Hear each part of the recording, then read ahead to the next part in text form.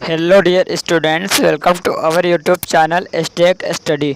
Dear students, आज की इस वीडियो में मैं आप सभी के लिए लेकर आया हूं केमिस्ट्री के महत्वपूर्ण क्वेश्चन जो कि आने वाली पॉलिटेक्निक की परीक्षा में पूछे जाएंगे। तो डियर स्टूडेंट्स, वीडियो को लास्ट तक देखिए, आपको सभी क्वेश्चन समझ में आएंगे। तो हमारा फर्स्ट क्वेश्चन है, कह रहा है कि सबसे हल्की धातु है, यानी कि यहाँ पर चार ऑप्शन हमारे पास दिए गए। ऑप्शन ए है हमारे पास लिथियम, ऑप्शन बी है हमारे पास मैग्नीशियम, ऑप्शन सी हमारे पास है कैल्शियम, ऑप्शन डी हमारे पास है सोडियम। तो डियर स्टूडेंट्स, इस क्वेश्चन का जो कि राइट आंसर है वह है ऑप्शन नंबर ए, यानी कि लिथियम जो होता है, यानी कि वह सबसे हल्की धातु होती है। तो dear student, option number A इस क्वेश्चन का राइट आंसर है। और अगला क्वेश्चन है, कह रहा है निम्न में से कौन सा सबसे कम क्षारीय, यानी कि यहाँ पर चार ऑप्शन दिए गए, इनमें से कौन सा सबसे कम क्षारीय है, ये पूछा गया है। ये क्वेश्चन पॉलिटेक्निक प्रीवियस ईयर में पूछा गया है। क्वेश्चन मोस्ट इंपॉर्टेंट है।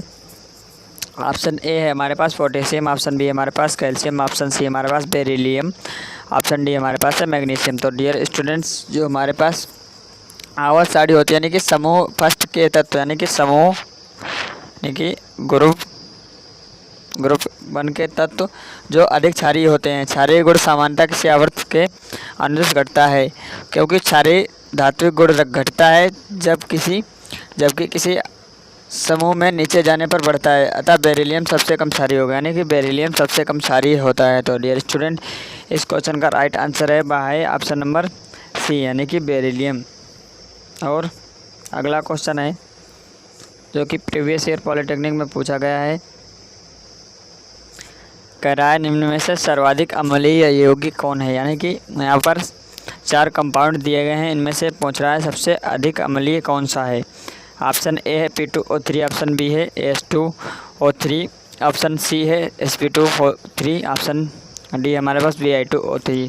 तो डियर स्टूडेंट, इस क्वेश्चन का जो कि राइट आंसर है वह है ऑप्शन नंबर ए, यानी कि P2O3 इस क्वेश्चन का राइट आंसर है, यह सबसे अधिक अम्लीय यौगिक होगा। और अगला क्वेश्चन है, कह रहा है संक्रमण तत्व है, यानी कि यहाँ पर संक्रमण तत्व हमें पता करने हैं। ऑप्शन ए में हमारे पास है chlorine, bromine, iodine, option B हमारे पास है FeCO, ऑप्शन सी हमारे पास है BaSrCa, ऑप्शन डी हमारे पास है Li और Na। तो डियर स्टूडेंट, इस क्वेश्चन का जो कि राइट आंसर है ऑप्शन नंबर बी, यानी कि Fe, यानी कि आयरन और कोबाल्ट और निकेल, यानी कि आयरन, कोबाल्ट, निकेल को हम संक्रमण तत्व भी कहते हैं। तो dear student, option number B इस क्वेश्चन का राइट आंसर है। और अगला क्वेश्चन है, कह रहा है सबसे कम विद्युत रेडी तत्व है, यानी कि कौन सबसे कम विद्युत रेडी तत्व है। क्वेश्चन पॉलिटेक्निक 2005 में पूछा गया है। क्वेश्चन मोस्ट इंपॉर्टेंट है। ऑप्शन ए हमारे पास Li, यानी कि लिथियम, ऑप्शन बी हमारे पास है Fe, यानी कि आयरन, ऑप्शन सी हमारे पास है Au, यानी कि चांदी, ऑप्शन डी हमारे पास है सोडियम। तो डियर स्टूडेंट, इस क्वेश्चन का जो राइट आंसर है ऑप्शन नंबर डी, यानी कि सोडियम होता है, वह सबसे कम विद्युत रेडी होता है। तो ये आप लोग याद रखिए। और अगला क्वेश्चन है, कह रहा है आवर्त सारणी में समान समूह के तत्वों के परमाणुओं में समान संख्या होती है। ऑप्शन ए है हमारे पास इलेक्ट्रॉन की, ऑप्शन बी हमारे पास है बाह्यतम उपकोष में इलेक्ट्रॉन की, ऑप्शन सी हमारे पास है प्रोटॉन की, ऑप्शन डी हमारे पास है न्यूट्रॉन की। तो डियर स्टूडेंट, इस क्वेश्चन का जो कि राइट आंसर है वह है ऑप्शन नंबर बी, यानी कि बाह्यतम उपकोष में इलेक्ट्रॉन अधिकतम होते हैं। यह क्वेश्चन का राइट आंसर है ऑप्शन नंबर बी। और अगला क्वेश्चन है, यह क्वेश्चन प्रीवियस ईयर पॉलिटेक्निक में पूछा गया है, कह रहा है आवर्त वर्गीकरण में तत्वों को व्यवस्थित किया गया है, यानी कि आवर्त सारणी होती है, इसमें तत्वों को किस प्रकार व्यवस्थित किया गया है, यह हमसे पूछा गया है। ऑप्शन ए हमारे पास उनके परमाणु क्रमांक के अनुसार, ऑप्शन बी हमारे पास है धातु तथा अधातु के रूप में, ऑप्शन नंबर सी हमारे पास है सहसंयोजकता तथा विद्युत संयोजकता के अनुसार, ऑप्शन नंबर डी हमारे पास है उनके परमाणु भारों के अनुसार। तो डियर स्टूडेंट, इस क्वेश्चन का जो कि राइट आंसर है वह है ऑप्शन नंबर ए, यानी कि उनके परमाणु क्रमांक के अनुसार, यानी कि जैसे जैसे परमाणु क्रमांक बढ़ता जाता है वैसे वैसे तत्वों का वर्गीकरण किया गया है। और अगला क्वेश्चन हमारे पास है, कह रहा है हीलियम के अतिरिक्त अन्य सभी अक्रिय तत्वों के परमाणुओं के बाह्य कक्ष में इलेक्ट्रॉनों की संख्या होती है, यानी कि हीलियम के अलावा अन्य सभी अक्रिय तत्व जो भी होते हैं उनके परमाणुओं के बाह्य कक्ष में कितने इलेक्ट्रॉन होते हैं, ये हमसे पूछा गया है। इस क्वेश्चन का राइट आंसर है जो कि है ऑप्शन नंबर बी, यानी कि बाह्यतम कक्ष में 8 इलेक्ट्रॉन होते हैं, यानी कि 8 इलेक्ट्रॉन होने ही चाहिए हीलियम को छोड़कर। तो डियर स्टूडेंट्स, ये आप लोग याद रखिए। उत्कृष्ट गैसें प्रकृति में किस अवस्था में पाई जाती है, यानी कि जो उत्कृष्ट गैसें होती हैं वो प्रकृति में किस अवस्था में पाई जाती हैं। ऑप्शन नंबर ए हमारे पास मुक्त अवस्था, ऑप्शन नंबर बी हमारे पास है भौतिक अवस्था, ऑप्शन नंबर सी हमारे पास है रासायनिक अवस्था, ऑप्शन नंबर डी हमारे पास है साम्य अवस्था। तो डियर स्टूडेंट्स, इस क्वेश्चन का जो कि राइट आंसर है वह है ऑप्शन नंबर ए, यानी कि जो उत्कृष्ट गैसें होती हैं वह प्रकृति में मुक्त अवस्था में पाई जाती हैं। ये आप लोग याद रखिए। और अगला क्वेश्चन है, कह रहा है कार्बन तथा सिलिकॉन को एक ही समूह में रखने का क्या कारण है। ये क्वेश्चन पॉलिटेक्निक 2005 में पूछा गया और जीके का क्वेश्चन बन सकता है। कह रहा है जो कार्बन और सिलिकॉन को एक ही समूह में रखा गया, यानी कि कार्बन और सिलिकॉन को एक ही समूह में रखा गया है, इसका कारण क्या है, ये क्यों रखा गया है। ऑप्शन ए है हमारे पास दोनों तत्वों के परमाणु के बाह्यतम कोश में इलेक्ट्रॉनों की संख्या समान है।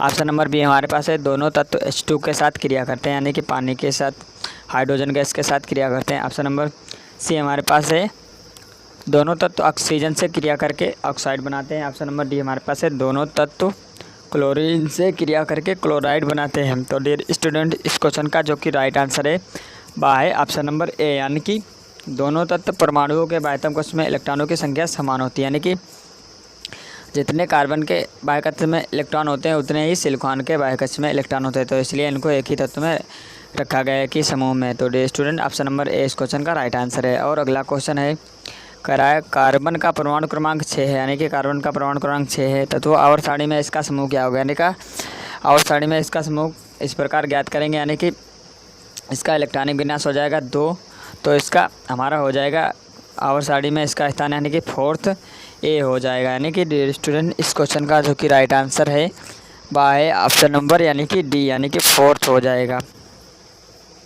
ये आप लोग याद रखिए। और अगला क्वेश्चन है जो कि मोस्ट इम्पॉर्टेंट है, कह रहा है आधुनिक आवर्त सारणी में तत्वों को रखा गया है, यानी कि आधुनिक जो हमारी आवर्त सारणी है उसमें तत्वों को किस प्रकार व्यवस्थित किया गया है। ये हमारी आवर्त सारणी होती है, आप लोगों ने देखी होगी चार्ट में, और उसमें तत्व है उनका किस प्रकार वर्गीकरण किया गया है। ऑप्शन ए है परमाणु भार के वृद्धि क्रम में, ऑप्शन नंबर बी है परमाणु क्रमांक के वृद्धि क्रम में, ऑप्शन नंबर सी है अणुभार के वृद्धि क्रम में, ऑप्शन नंबर डी हमारे पास वाष्प घनत्व के वृद्धि क्रम में। तो डियर स्टूडेंट, इस प्रकार का क्वेश्चन मैं पहले ही बता चुका हूँ, तो इस क्वेश्चन का भी राइट आंसर हो जाएगा, वह हो जाएगा ऑप्शन नंबर बी, यानी कि परमाणु क्रमांक जिस प्रकार बढ़ते जाते हैं उसी प्रकार हमारा आवर्त सारणी में तत्वों की संख्या बढ़ती जाती है। तो स्टूडेंट, क्वेश्चन का राइट आंसर है ऑप्शन नंबर बी। और अगला क्वेश्चन है, कह रहा है आवर्त सारणी के प्रथम आवर्त में तत्वों की संख्या, यानी कि जो आवर्त सारणी होती है उसमें प्रथम जो आवर्त होता है उसमें कितने तत्व होते हैं। तो डियर स्टूडेंट, उसमें तत्व होते हैं वह हमारे आप लोग याद रखिए, यानी कि वह होते हैं यानी कि 32 होते हैं, यानी कि 2 3 2 यानी कि 32। तो डियर स्टूडेंट, इस क्वेश्चन का जो कि राइट आंसर है वह है ऑप्शन नंबर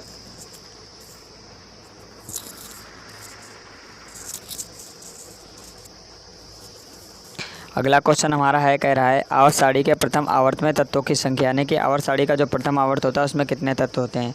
तो डियर स्टूडेंट, उसमें हमारे 2 तत्व होते हैं, यानी कि तो dear students, option number B इस क्वेश्चन का राइट आंसर है, कि 2 तत्व उसमें होते हैं, ये आप लोग याद रखिए। और अगला क्वेश्चन है, कह रहा है एक तत्व का इलेक्ट्रॉनिक विन्यास 2 8 18 7 है, तो यह आवर्त सारणी में होगा, यानी कि कौन से आवर्त में होगा। तो डियर स्टूडेंट्स, यहाँ पर हमारा जो कि इसमें 7 है 34 जो कि हमारे 7 इलेक्ट्रॉन बने, तो इसका वर्ग निर्धारित हो गया, यानी कि 7th हो जाएगा, यानी कि तो dear students, option number B इस क्वेश्चन का राइट आंसर है, यानी कि यह 7वें आवर्त में हो जाएगा, इस प्रकार से निर्धारित किया जाएगा। और अगला क्वेश्चन है, कह रहा है आवर्त सारणी के समान ऊर्ध्वाधर समूह के तत्वों में समानता होता है, यानी कि आवर्त सारणी के समान ऊर्ध्वाधर यानी कि समान हॉरिजॉन्टल समूह तत्वों का क्या होता है। ऑप्शन ए है हमारे पास समान इलेक्ट्रॉनिक विन्यास, ऑप्शन नंबर बी हमारे पास है समान परमाणु भार, ऑप्शन नंबर सी हमारे पास है रासायनिक संयोजन क्षमता घटती है, ऑप्शन नंबर डी हमारे पास है धन विद्युतीय लक्षण बढ़ता है। तो डियर स्टूडेंट, इस क्वेश्चन का जो कि राइट आंसर है वह है ऑप्शन नंबर डी, यानी कि धन विद्युतीय लक्षण बढ़ता है। और अगला क्वेश्चन है, कह रहा है मेंडलीव के आवर्त नियम के अनुसार, यानी कि मेंडलीव का जो आवर्त नियम है उसके अनुसार क्या होता है। ऑप्शन ए है हमारे पास तत्वों के भौतिक गुण परमाणु भार के आवर्ती फलन होते हैं, ऑप्शन नंबर बी हमारे पास है तत्वों के रासायनिक गुण परमाणु भार के आवर्ती फलन होते हैं। ऑप्शन नंबर सी हमारे पास है तत्वों के भौतिक तथा रासायनिक गुण अणुभार के आवर्ती फलन होते हैं। ऑप्शन नंबर डी हमारे पास है तत्वों के भौतिक व रासायनिक गुण परमाणु भार के आवर्ती फलन होते हैं। तो डियर स्टूडेंट्स, इस क्वेश्चन का जो कि राइट आंसर है वह है ऑप्शन नंबर डी, यानी कि तत्वों के भौतिक व रासायनिक गुण परमाणु भार के आवर्ती फलन होते हैं। आप लोग याद रखिए। और अगला क्वेश्चन है, कह रहा है क्षारीय तत्वों का इलेक्ट्रॉनिक विन्यास प्रस्तुत होगा, यानी कि जो हमारे क्षारीय तत्वों के होते हैं उनका इलेक्ट्रॉनिक विन्यास किस प्रकार किया जाता है। तो डियर स्टूडेंट, इस क्वेश्चन का जो कि राइट आंसर है वह है ऑप्शन नंबर बी, यानी कि आप लोग याद रखिए, यानी कि N-1 यानी कि H2P6 और NS-1। तो dear students, option number B इस क्वेश्चन का राइट आंसर है। और अगला क्वेश्चन है, कह रहा है हाइड्रोजन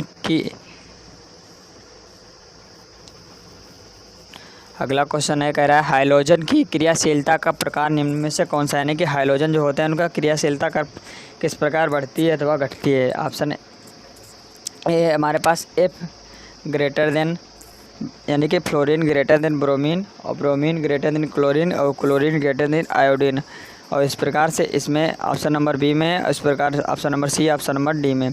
तो डियर स्टूडेंट, इस क्वेश्चन का जो कि राइट आंसर है वह है ऑप्शन नंबर बी, यानी कि FCl-Br, यानी कि पहले फ्लोरीन होता है, उसके बाद क्लोरीन होता है, उसके बाद ब्रोमीन होता है, उसके बाद आयोडीन होता है। तो डियर स्टूडेंट, ये इनका वर्गीकरण का क्रम होता है। तो डियर स्टूडेंट्स, ऑप्शन नंबर जो कि हमारा है वह है बी, इस क्वेश्चन का राइट आंसर है।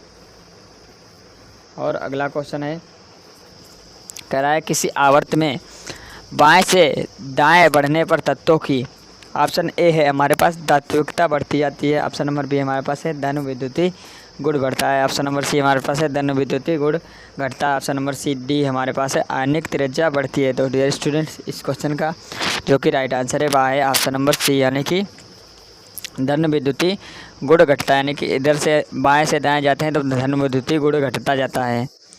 और अगला क्वेश्चन है जो कि हमारे पास है, कह रहा है डी ब्लॉक के तत्वों का आयनन विभव कितने इलेक्ट्रॉन वोल्ट, यानी कि ईवी के मध्य होता है, यानी कि जो डी ब्लॉक के तत्व होते हैं उन्हें संक्रमण तत्व को भी कहते हैं, उनका आयनन विभव कितना होता है। तो डियर स्टूडेंट्स, इनका आयनन विभव होता है यानी कि 5 इलेक्ट्रॉन वोल्ट से 10 इलेक्ट्रॉन के बीच। तो ये आप लोग याद रखिए, ये 5 ईवी से 10 ईवी के मध्य होता है। ऑप्शन नंबर ए इस क्वेश्चन का राइट आंसर है। और अगला क्वेश्चन है, कह रहा है गुण धर्मों में समानता रखने वाले तत्व आवर्त सारणी में रखे गए हैं। ऑप्शन ए है हमारे पास एक ही लघु आवर्त में, ऑप्शन नंबर बी हमारे पास एक ही दीर्घ आवर्त में, ऑप्शन नंबर सी हमारे पास एक समूह में, ऑप्शन नंबर डी हमारे पास एक ही उपसमूह में। तो डियर स्टूडेंट, इस क्वेश्चन का जो कि राइट आंसर है वह है ऑप्शन नंबर डी, यानी कि एक ही उपसमूह में। और अगला क्वेश्चन है, कह रहा है निम्न में से कौन सा तत्व सबसे भारी, यानी कि कौन सा तत्व सबसे भारी है। तो डियर स्टूडेंट्स, ऑप्शन ए हमारे पास सिल्वर, ऑप्शन बी हमारे पास कॉपर, ऑप्शन सी हमारे पास है गोल्ड, ऑप्शन डी हमारे पास है लेड। तो डियर स्टूडेंट, इस क्वेश्चन का जो राइट आंसर हो जाएगा वह हो जाएगा ऑप्शन नंबर डी, यानी कि ऑप्शन नंबर सी गोल्ड, यानी कि गोल्ड सबसे भारी तत्व है। और अगला क्वेश्चन हमारे पास है, कह रहा है एल्यूमिनियम का विकिरण संबंध होता है, यानी कि एल्यूमिनियम का विकिरण संबंध किससे होता है। ऑप्शन ए हमारे पास लिथियम यानी कि एलआई से, ऑप्शन बी हमारे पास है बी यानी बेरिलियम से, ऑप्शन सी हमारे पास है B boron, option number C हमारे पास है डी सेसा यानी कि सिलिकॉन से। तो डी स्टूडेंट्स, इसका आवर्त संबंध होता है, यानी कि एलआई और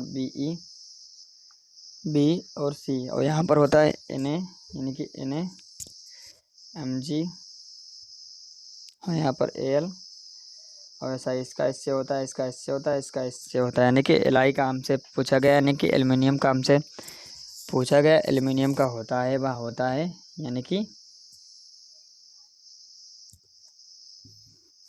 हमारा यानी कि बेरिलियम से। तो dear students, option number B इस क्वेश्चन का राइट आंसर हो जाएगा। और अगला क्वेश्चन है, कह रहा है आधुनिक आवर्त सारणी में तत्वों की व्यवस्था किसने की। ऑप्शन ए हमारे पास रदरफोर्ड, ऑप्शन नंबर बी हमारे पास है बोर, ऑप्शन नंबर सी हमारे पास मेंडलीव, ऑप्शन नंबर डी हमारे पास है मोजले। तो डियर स्टूडेंट, जो आधुनिक आवर्त सारणी में तत्वों की खोज की वह है आधुनिक आवर्त की खोज वह ऑप्शन नंबर डी यानी कि मोजले ने की थी। और अगला इस वीडियो का लास्ट क्वेश्चन है, कह रहा है निम्न में से किस तत्व की इलेक्ट्रॉन बंधुता शून्य होती है। ऑप्शन नंबर ए हमारे पास ऑक्सीजन, ऑप्शन नंबर बी हमारे पास फ्लोरीन, ऑप्शन नंबर सी हमारे पास आर्गन, और ऑप्शन नंबर डी हमारे पास है नाइट्रोजन। तो डियर स्टूडेंट, इस क्वेश्चन का जो कि राइट आंसर है वह है ऑप्शन नंबर सी यानी कि आर्गन की इलेक्ट्रॉन बद्धता 0 होनी चाहिए। डियर स्टूडेंट, आई होप कि ये क्वेश्चन आपको समझ में आए होंगे और ये वीडियो आपको अच्छी लगी होगी। डियर स्टूडेंट, इस वीडियो को हमारे चैनल स्टैक स्टडी को सब्सक्राइब जरूर करें। Thank you so much for watching this video. हम आपसे मिलते हैं जल्दी अगली वीडियो में।